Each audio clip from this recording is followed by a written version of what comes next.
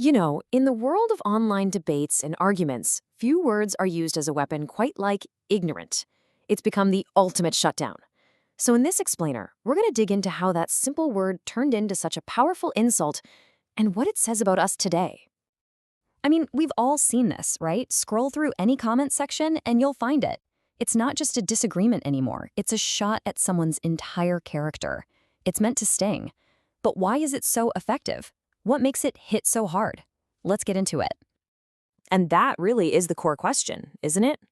How did we get from not knowing something, which is, let's be honest, the default state for every human on pretty much any topic, to it being a deep personal failing? That's the journey we're going to trace. Okay, so first things first, let's just look at the word as it exists right now and figure out why it works so well as an insult. If you just crack open a dictionary, the definition of ignorance is, well, it's pretty boring, actually. It's just a neutral state, a simple lack of information. But we all know that is not how it feels when someone throws it at you online, which tells you the real meaning isn't in the dictionary, it's somewhere else. And that somewhere else really comes down to this critical difference, this hidden layer of meaning between two very different kinds of not knowing. This is where the insult gets its real power. Think of it like this. On one side, you've got passive ignorance. That's just not knowing something yet. You haven't read that book. You haven't heard that fact. It's the starting point for all learning. But on the other side, you have willful ignorance, and that's a whole different animal. That's an active choice to plug your ears and say la la la to facts that might mess with your worldview. It's not a gap in your knowledge, it's a wall you've built yourself. And this isn't just some fringe thing. A study from Pew Research found that 44% of Americans admit they actually avoid news that goes against what they already believe. Let that sink in. Nearly half of people are actively choosing to stay in their bubble. And that is the heart of it. When someone calls you ignorant today, they're not just saying you don't know something. They're accusing you of choosing not to know. They're basically calling you an intellectual coward, and that's what stings. But here's the crazy part. It wasn't always this way. Not even close. To really understand how the word got so loaded, we have to go way back to its origins, which were much, much simpler. The word's family tree starts with this Latin verb, ignorare, and all it meant was to not know. That's it. It was as neutral as the dictionary definition we saw a minute ago. No judgment, no shame attached. If you break it down even further, it's so beautifully simple. You've got in, which just means not, and know, which is this ancient root word for to know. So literally, the word just means not knowing. That's all it was. And in the ancient world, admitting you didn't know something, that wasn't a failure. That was considered the absolute height of wisdom. I mean, Socrates, one of the smartest people to ever live, built his whole philosophy around it. It's a total flip from how we see it today, right?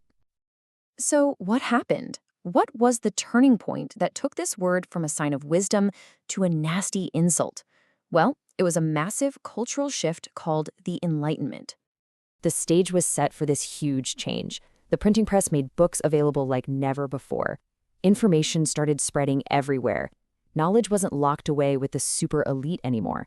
And all of that led to this explosion of thought called the Age of Enlightenment, which changed everything. And here's the philosophical bombshell. Thinkers like Immanuel Kant came along and said, look, knowledge is everywhere now. It's accessible. So if you stay uninformed, that's not just your situation anymore. It's your choice. He called it a self-imposed immaturity. And just like that, not knowing suddenly had a moral weight to it. There's a specific term for this in linguistics. It's called pejoration. It's what happens when a word starts out neutral and over time, its meaning becomes negative. Ignorance is a perfect example of this process in action. And that whole historical journey brings us right back here to the present day and to this massive paradox we're all living with.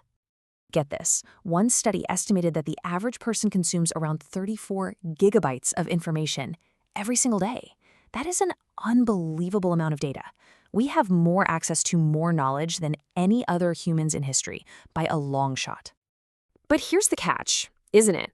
Does having all that data automatically make us wiser? Or does it just create what some people call the educated fool? Someone who has endless facts at their fingertips, but no real curiosity or wisdom to make sense of it all? So how do we avoid becoming that person? Well, the answer isn't just to download more information. It's about changing how we think. It means choosing to be curious instead of certain. It means practicing a little humility and being okay with not knowing everything. It's about learning how to sort good information from bad. And maybe most important of all, it's about having the courage to listen to people who see the world differently than we do. So I'll just leave you with this thought. In this age of nonstop information, are we actually becoming more knowledgeable? Or are we just becoming better fed, educated fools, happy in our bubbles, full of data, but maybe starved of real wisdom? The answer, I think, comes down to a choice that each of us makes every single day.